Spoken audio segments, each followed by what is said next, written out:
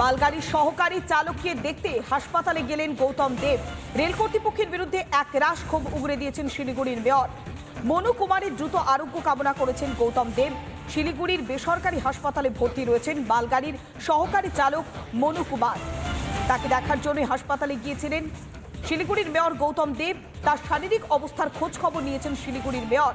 আর সেখানে গিয়ে রেল কর্তৃপক্ষের বিরুদ্ধে একরাশ ক্ষোভ উগরে দিয়েছেন শিলিগুড়ির মেয়র।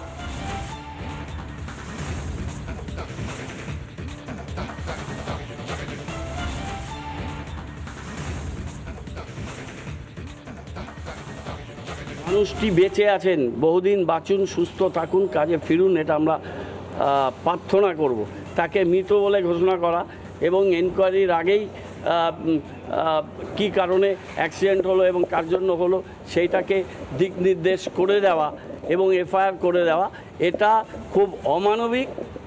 এবং সেটা রেলের ঊর্ধ্বতন কর্তৃপক্ষ, রেলের মেকানিজম, রেল একটা লাইফ লাইন, সেই carelessness of the railway administration, সেটার থেকে সারা ভারতবর্ষ আজকে এই সিচুয়েশান নিয়ে চিন্তিত। সেটার থেকে পুরো দৃষ্টি ঘোরানোর জন্য এইভাবে এটা করা হয়েছে। কাঞ্চনজঙ্ঘায় যে দুর্ঘটনা, সেই ট্রেন দুর্ঘটনায় পুলিশের অতি সক্রিয়তা। মালগাড়ির চালক এবং সহচালকের বিরুদ্ধে জিআরপিতে অভিযোগ। যাত্রীর অভিযোগের ভিত্তিতে অভিযোগ দায়ের করা হয়েছে। অভিযোগ করেছেন অথচ জানেন না যাত্রী নিজেই। জিআরপিতে অভিযোগের কথা অস্বীকার করলেন আহত যাত্রী। সাদা কাগজে সই করানোর অভিযোগ করলেন চৈতালি মজুমদার। যাত্রী অভিযোগ না করলে কিসের ভিত্তিতে অভিযোগ জিআরপির? কি অভিযোগ করছেন যাত্রী, শুনুন। তো তখন এসে তারা আমার থেকে আমার কি পরিস্থিতির মধ্যে ছিলাম সবটা ওনারা জানে, শুনতে চায় আর কি। আমি সেটা বলি, সেটা ওনারা ভিডিও করে। ভিডিও করার পর দেন আমাকে একটা সাদা পেজের মধ্যে ওখানে আমার নাম ঠিকানা শুধু লেখা ছিল। আমাকে নিচে বলেছিল সিগনেচার করে আজকের ডেটটাকে দিয়ে দিতে। আমি শুধু সিগনেচার করে আজকের ডেটটাকে ওখানে দিয়ে দিয়েছিলাম। বললো যে এরকম আপনার নামে এরকম, আপনি নাকি এরকম অভিযোগ করেছেন। প্রথমত ট্রেনের ভেতরে কে এসছে, কোন গাড়ি মেরেছে, সেটা আমার দেখার পক্ষে সম্ভব নয়। আমি চিনি না তাদেরকে, আমি কেনই বা এফআইআর করতে যাবো তাদের নামে? পুরোটাই আপনার অজান্তেই বা আপনার স্বাক্ষর ব্যবহার করে করা হয়েছে। হ্যাঁ, কারণ তাছাড়া আমার ফ্যামিলি বা আমরা সবাই হসপিটালের মধ্যেই ছিলাম। আমরা শোনালাম চৈতালি মজুমদার, দুর্ঘটনাগ্রস্ত ট্রেনের যাত্রী। তিনি বললেন যে তিনি কিভাবে জানবেন কারা ছিলেন, কিভাবে চালানো হয়েছিল, কি ঘটনা ঘটেছিল। তিনি সামগ্রিক বিবরণ দিয়েছিলেন এবং তাকে সাদা কাগজে সই করানো হয়েছিল এমন অভিযোগ করলেন চৈতালি মজুমদার। শিলিগুড়ির মেয়র গৌতম দেব তিনি কি বলছেন, শুনুন। প্রফেশন জাস্ট একটা এমএটিও চাকরি পেয়েছে, সফটওয়্যার ইঞ্জিনিয়ার।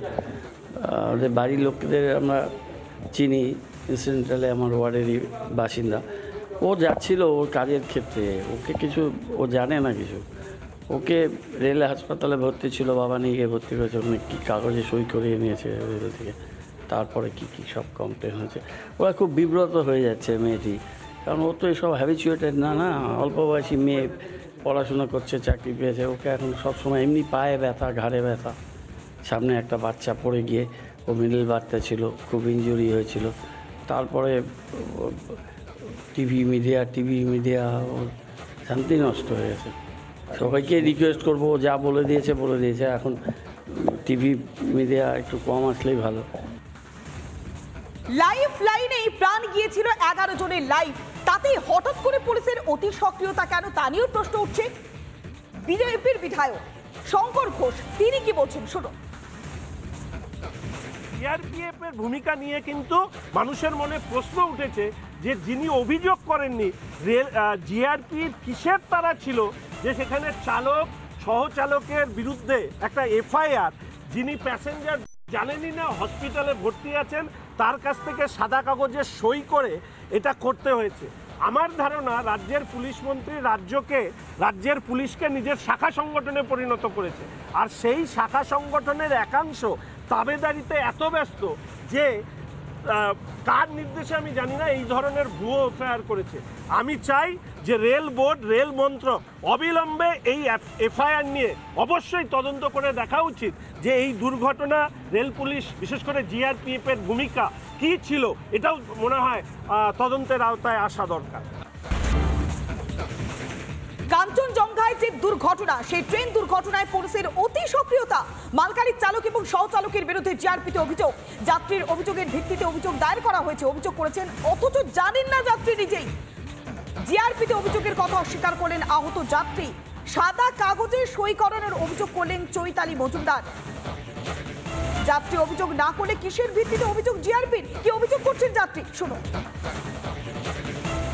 তো তখন এসে তারা হচ্ছে আমার থেকে মানে আমার কি পরিস্থিতির মধ্যে ছিলাম সবটা ওনারা জানে, শুনতে চায় আর কি। আমি সেটা বলি, সেটা ওনারা ভিডিও করে।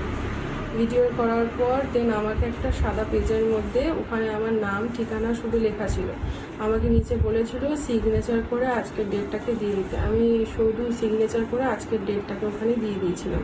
বললো যে এরকম এরকম আপনার নামে এরকম, আপনি নাকি এরকম অভিযোগ করেছেন। প্রথমত ট্রেনের ভেতরে কে এসছে, কোন গাড়ি মেরেছে সেটা আমার দেখার পক্ষে মানে সম্ভব নয়। আমি চিনি না তাদেরকে, আমি কেনই বা এফআইআর করতে যাবো তাদের নামে? পুরোটাই মানে আপনার অজান্তেই বা আপনার স্বাক্ষর ব্যবহার করে করা হয়েছে? হ্যাঁ, কারণ তাছাড়া আমার ফ্যামিলি বা আমরা সবাই হসপিটালের মধ্যেই ছিলাম।